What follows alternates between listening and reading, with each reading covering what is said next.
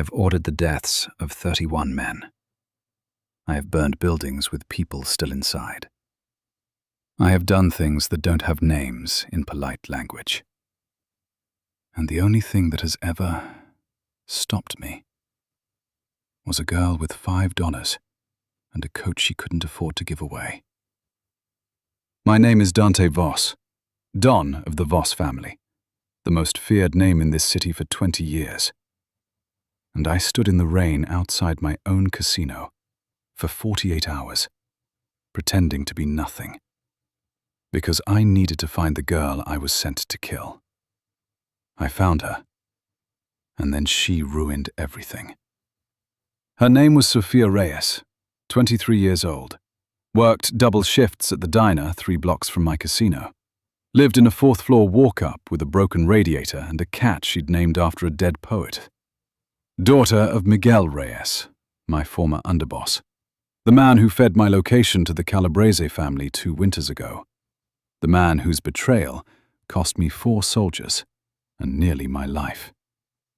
Miguel was already dealt with, but in my world, debts run through bloodlines. The order had been clean, simple. The girl knew nothing, but she was leverage still breathing. In this business, loose ends have a way of finding ropes. I needed to see her first. That was my rule. I never signed a death warrant on someone I hadn't looked in the eyes. Call it the only mercy I had left. Act 1. The Rain. I chose the corner of 9th and Voss Avenue, my street. My casino glittering 40 feet behind me, like a monument to everything I'd taken from this city. I wore an army surplus jacket, 3 sizes too large, cut my hand on purpose, shallow enough to bleed through the bandage, left my car 6 blocks away, told no one where I was going except Marco, my shadow, who watched from across the street and thought I'd finally lost my mind. Maybe I had. The first night, 46 people walked past me. 2 crossed the street to avoid me. 1 told me to move along before he called someone. A woman in a fur coat looked through me like I was weather. A man in a suit I recognized, a city councilman whose campaign I had personally funded, stepped over my outstretched legs without breaking his phone call. 46 people. Not one of them knew they were stepping over the man who owned the building behind me, the parking garage to the left, and the restaurant across the street. Power is a costume. Strip it away, and people show you exactly what they are. I wasn't just watching for Sofia Reyes that night. I was testing something I'd stopped believing in a long time ago. Basic human decency. The second night it rained. Real rain, cold and sideways and relentless. The kind that makes the city show its bones. The foot traffic thinned. People moved faster, collars up, eyes down. Nobody looks at what they're trying to escape. I was beginning to understand why men broke on the street. Not from hunger, not from cold. From invisibility. She came off her shift at 11:47. I knew her walk from the photographs. Quick, purposeful, head slightly down against the weather, canvas bag over one shoulder. Still in her uniform under an open jacket, too tired to change. She was supposed to walk past. They all walked past. She didn't. She stopped. Not gradually, not the slow drift of someone debating charity. She just stopped. I kept my head down, played the part. The bleeding hand on my knee, the shaking that wasn't entirely performance anymore. 48 hours of cold catching up with me. Hey. Her voice wasn't soft the way people think kindness sounds. It was direct, a little rough at the edges. The voice of someone who'd worked a 12-hour shift and still had something left to give. I looked up slowly. She was looking at me. Actually looking. Not the practiced glance of guilt people throw before walking away. She was reading my hand, my face, reading me the way you read something that matters. You're bleeding through that. It's fine. It's not fine. That's soaked through. She crouched down, in the rain, on a filthy sidewalk, in her work uniform, without hesitation. Something moved in my chest. I told myself it was the cold. She pulled a small first aid kit from her bag, travel size, $4 at any drugstore. Used before on herself, probably. Can I? She was asking permission, from a stranger in the rain, to help him. In 40 years of living, no one had asked my permission to do something kind. She redressed the wound quickly, efficiently, like someone who knew how. You a nurse? Waitress. Grew up with brothers. She sat back on her heels. You eat today? I'm fine. That wasn't the question. She reached into the bag again. Half a sandwich, the kind the diner lets staff take home at closing. Then she reached into her jacket pocket, pulled out a folded bill. $5, worn at the edges, folded in thirds. The last bill in the pocket. I could tell by the way she checked twice before holding it out. You don't have to do that. I know I don't have to. She stood, shrugged off her jacket. Canvas and thin lining. Not warm enough for this rain by half. She'd worn it open over her uniform. She had nothing underneath it. Don't. The diner's 2 blocks. I'll be fine. Watching her tuck it around his shoulders, she did it quickly, with the practiced efficiency of someone who didn't want gratitude, didn't want the moment to become heavy. Then she looked at him again. Those eyes, brown and direct, completely without calculation. Already there's a shelter on Monroe. They don't turn people away before midnight. Take care of that hand. She walked away into the rain. In my jacket pocket was a phone. 1 contact. Marco. 1 text to send. 3 letters. I sat in the rain with her jacket around my shoulders, and I couldn't send it. I have a code. It is not a kind code, not a moral code, but it is a code. You don't end people who haven't earned it. Not civilians. Not people whose only crime is blood relation. I had been about to break that code. Miguel Reyes had sold me out. Miguel Reyes had paid. His daughter had given a bleeding stranger in the rain her last $5 and the jacket off her back. She hadn't earned anything but protection. But protection in my world is not simple. The Calabrese family wanted leverage over the Voss name. If they found out Miguel's daughter was alive and untouched, they would use her themselves. Which meant the safest place for Sofia Reyes was inside the Voss empire, under my watch, where no one could touch her.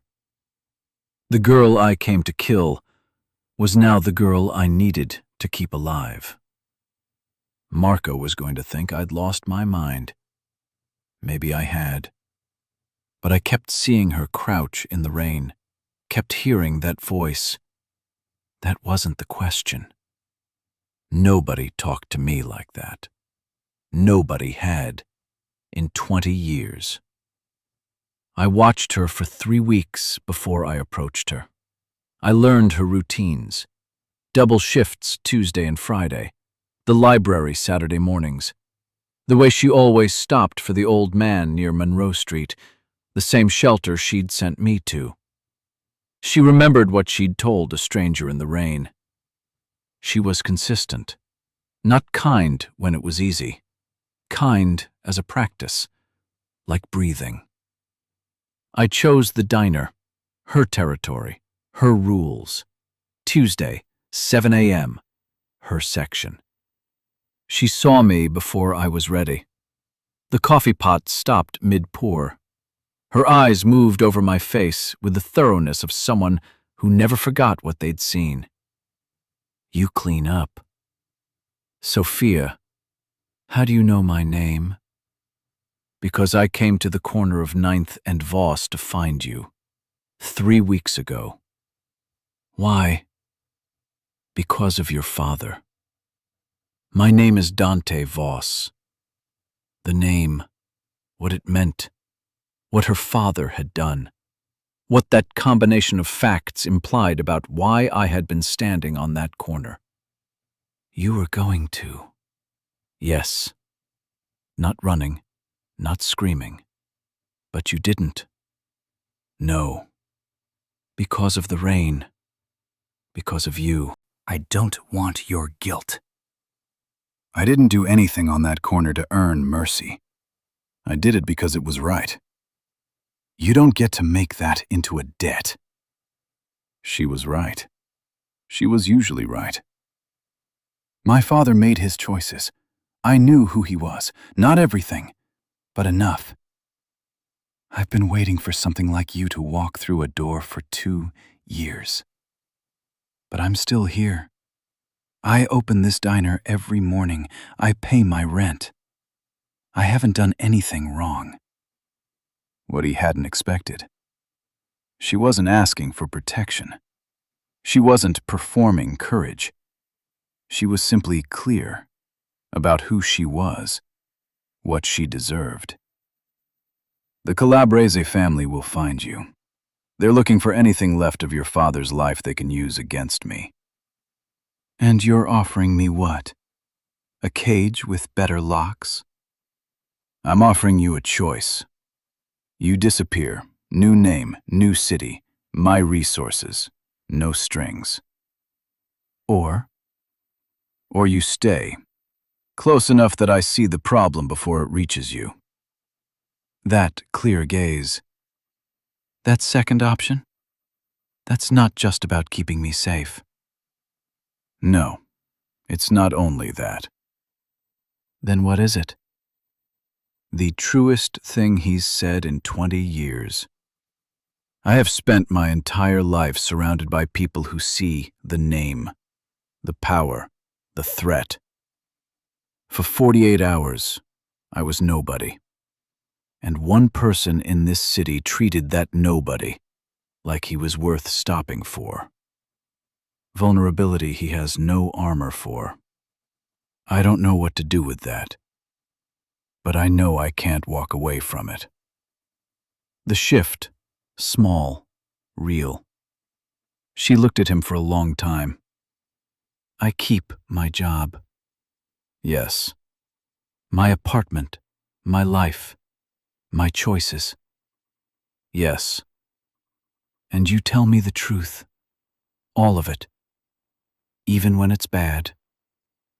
Especially when it's bad. Understanding the full weight of what he's agreeing to. No one had ever asked that of him. Not once. Not his soldiers, not his enemies, not the women who'd tried to love him from a careful distance. Yes. Her looking at her own hands, the ink stains still there. The man on that corner. Was that real? Dante, the only clean answer he has. That was the most real I've been in 20 years. Then I'll stay. But I'm not afraid of you. Dante, quiet, something new in his voice. I know. The thing he doesn't say aloud. That was the problem. And the only thing he'd wanted in longer than he could remember. It wanted happen the way these things happen in stories. There was no clean moment. No single night where the world rearranged itself. It happened in small things. The way she left black coffee on her counter every morning without being asked, because Marco had mentioned once offhand that I drank it black. The way she asked questions nobody asked me, not about power or money or enemies. Her voice curious, Did you sleep? Did you eat something that wasn't delivered in a car? When did you last go somewhere that didn't require security? I didn't have answers for those questions. I started finding them. And she learned my world in the way careful people learned dangerous things. Slowly, with her eyes open. Her, one night over cold coffee. Tell me about the 31. The silence before honesty. I had never spoken those names to anyone. That night I spoke 12 of them. She didn't flinch, didn't absolve me, didn't run. She just listened. Her, quiet when he finished.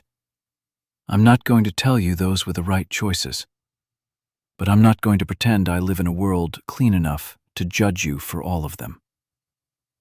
That was the night I understood. I wasn't protecting her anymore. She was doing something far more dangerous to me. She was making me want to be worth protecting. The Calabrese move came on a Thursday. Not subtle. They never were. 2 men outside her diner at closing. Not armed visibly, just present, sending a message. Marco had them identified within 6 minutes and removed within 20. Sofia found out the next morning. Her, not scared, angry. They're going to keep coming. Yes. Because of me. Because of your father. And because they know you matter to me now. Her sitting with that. When did that happen? Corner of 9th and Voss. 48 hours in the rain. The moment you asked permission before helping a stranger. Her, something shifting in her finally. That's a terrible reason to matter to someone like you. It's the only reason I trust. Her, the question she's been holding. If I'd walked past you that night, what would have happened? The honest answer that costs him most. Marco would have received a text. 3 letters. And you would have been a name in a file. It's her absorbing that. So I saved my own life. You saved more than that. You have no idea what you stopped. Her, standing, moving to the window. I don't want to be someone's redemption story, Dante. I'm not equipped for that. Standing too, crossing to her. I'm not asking for redemption. I'm asking for exactly what you gave me on that corner. Someone who sees me. Not the name, not the blood on my hands, not the empire. Just me. Her, turning to face him. I saw a man bleeding in the rain. That's all I did. That was everything. Sofia, the decision moving across her face. I'm still not afraid of you. I know. Quiet, but I think I'm starting to be afraid of this. So am I. Her hand finding his, the same hands. Her calluses, his gone soft in the wrong places. Don't lie to me. Not ever. Not ever. And the next time you need someone to see you, you don't have to stand in the rain. They will tell you men like me don't change. They're mostly right. I didn't become something clean. I don't feed the poor. I don't atone. The 31 names stay 31. But I became more careful about what I protect. More honest about what I need. More willing to be seen. There are buildings and debts and dark years living in my bones like old breaks that never healed right. But there is a girl who crouched in the rain, who asked permission before she helped me, who gave away her last $5 and her only jacket to a man she thought was nobody. She was wrong about that. He was somebody. He just needed one person to prove it. I went to that corner to end the life. Instead, something in me ended. The part that had decided people weren't worth seeing. Be careful who you show kindness to in the dark. Some men will remember it for the rest of your life. She stopped for a stranger in the rain. Would you have?